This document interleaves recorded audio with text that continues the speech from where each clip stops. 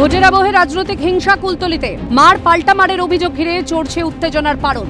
সভার জন্য মাইক বাঁধাকে কেন্দ্র করে সংঘর্ষ, ঘটনায় গ্রেফতার 2 বিজেপি কর্মী।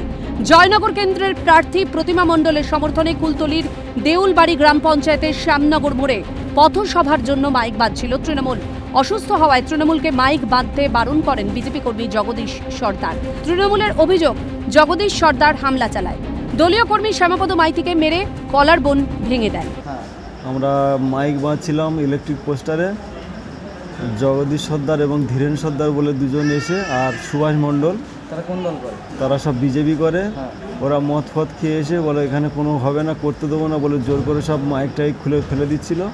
তার মার এবার আমরা প্রতিবাদ করতে গেলে আমাদের ধরে পেটাপেটি করে আমার হাত টেনে ছাড়িয়ে দেয়।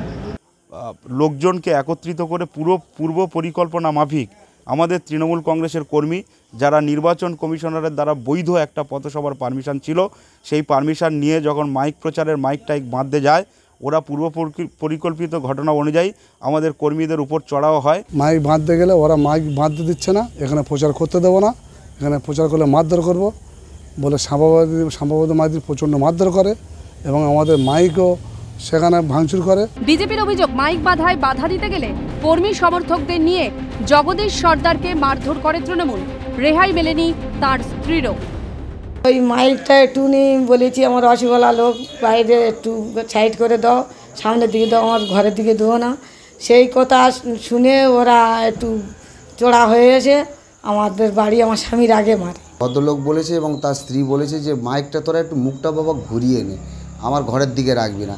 এই কথা বলা আর পুরো তৃণমূলের সব দুষ্কৃতীরা তারা এসে তাকে মারধর করে এবং কপাল ফাটিয়ে দেয়।